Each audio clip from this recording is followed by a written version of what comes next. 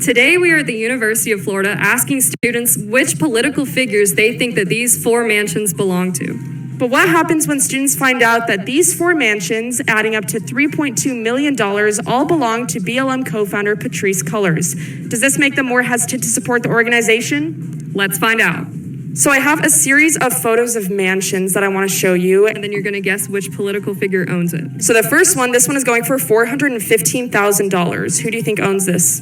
Mitch McConnell. Mitch McConnell. Mitch McConnell. Mitch Okay. McConnell. There's this one going for about $600,000. Oh, that looks like California. With some people from California. Nancy Pelosi is the only one I could think of. Pelosi. I guess so, Pelosi. Yeah.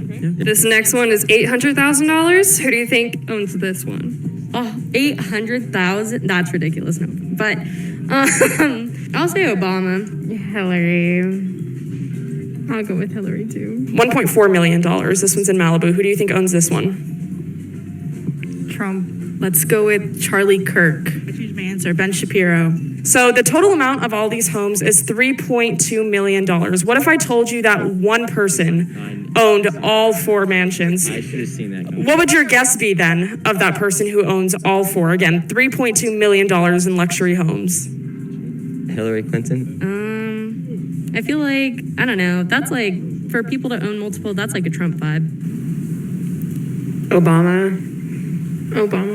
Do you think that this person would have benefited greatly from capitalism? Yeah, it looks like they're doing pretty good. Yes, I think so. I would probably say so, yes. Yeah, I'd say so too. It's not that necessary. Yeah, I mean, that's a lot of money. What if I were to tell you that all 4... So hello everyone and welcome back to the Dr. Nasir Shaikh Show. I'm your host, Dr. Nasir, and this is what we have on tap for you today, folks. What really surprised me was, you think that every time you do these videos, you always see the students, the first name they jump to is Trump. It's like attack Trump bad, orange man bad, right? I mean, every single thing they attribute, anything that they in their social justice warrior minds or virtue signaling minds, their woke minds, they attribute it to Trump right away. And then they're told that it was somebody else. So what's really surprised me was the fact that very few of these kids put Trump out there first. I mean, it was Hillary, it was Obama, it was Pelosi, it was people on the Democratic side. Even that one kid said, oh, that looks like California, Pelosi. I think one person in the beginning said, McConnell or whatever. And the one girl over there, she was like saying, oh, 800,000, that's ridiculous for a house, okay? I mean, total leftist thinking, socialist thinking or whatever. That if this girl here had the kind of money, she'd go out there and buy that type of property, right? Just virtue signaling. Anyways, so it's going to be interesting to see what happens when they basically tell them, who this house really belongs to. So let's go and see what these kids have to say when they find out that it was actually the BLM, the creator of BLM. These homes were owned by... BLM co-founder Patrisse Cullors. Wow. Does that surprise you? Yes, I'm surprised. I'm surprised too. Wow. Very interesting. I didn't know that. Then I would wonder how she's making all that money. Like, I don't know what BLM is selling, but wow, she's doing pretty well for herself. Oh, really?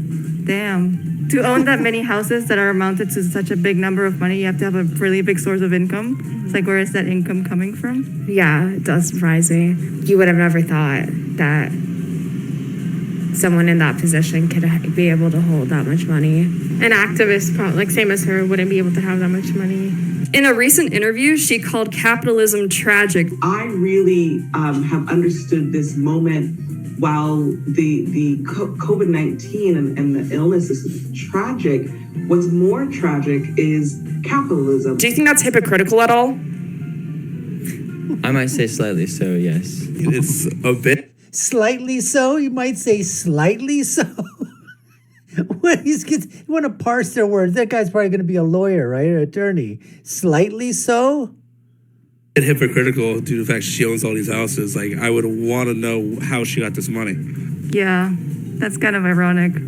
Like really erotic. Yeah, a little bit. I mean, she's definitely benefiting from it because, like, you got 4 houses and you're vibing. It's a little different, so.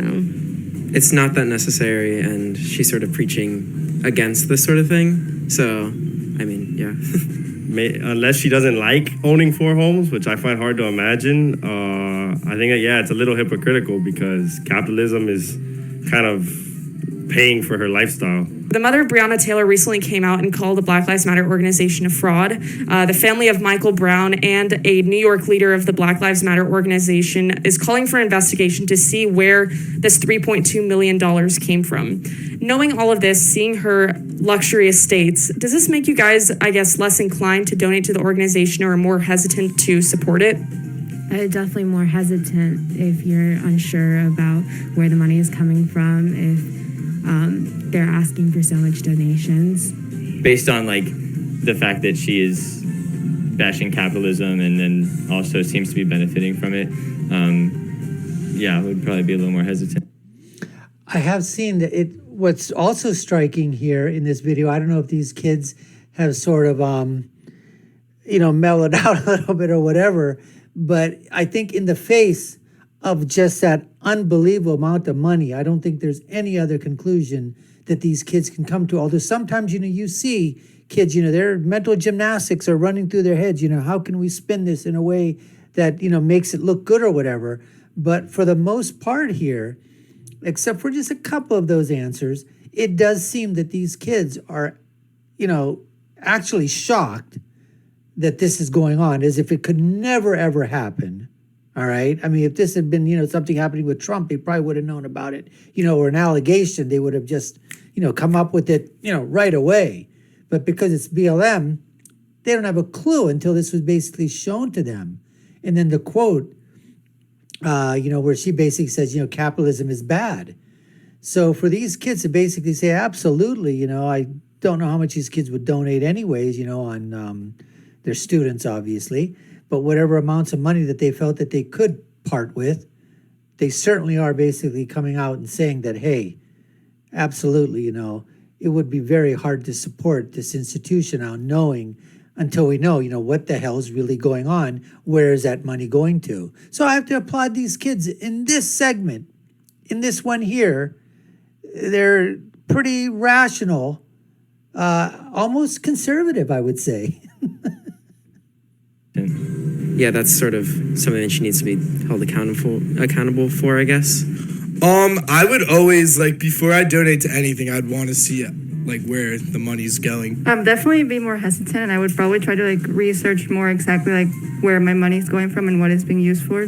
Yes, I think the organization, the movement is really important, but I think the organization, I've always been hesitant to support it. I wouldn't donate large sums of money. I think in the height of it, I did donate money to the Black Lives Matter organization, but I think now I wouldn't. I'd find other more direct or local support. I think they should be open. I'm not going to donate to anybody who are not open about their finances. Yeah. If I gave money to them now, I would think that it's going to, buy the next house for whoever, operates it.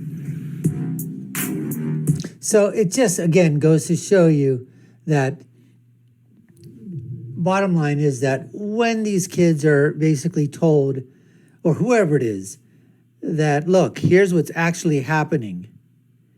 What are your thoughts? What would you do? Would you do it? Most of these kids, I said before, rational thought. So I have to admit, this was a little shocking on this video here, watching it. I really would have expected a little bit more pushback against the reporters to try to, say, hey, yeah, but you know what? How do you know? They could just be making this stuff up. She's not like that. I'd really have to know everything. I got to go investigate it for myself. Almost basically trying to make excuses. That's what I would have expected based on, other campus reform videos that are out there. But pleasantly surprised. I think maybe there's a chance for these young kids anyways. Maybe there's a chance for the future if these kids turn out to be, a little bit more on the conservative side. Or at least their thinking stays this way. Anyways, we appreciate you taking the time to watch. You've been watching the Dr. Nasir Shaikh Show. I'm your guest host. My name is Dr. Nasir. Like, share, and follow us. Hit that subscription bell, notification bell as well. My final thought is, when you're right, you're right, and when you're left, you're wrong. We'll see you again next time, folks. Take care and stay safe.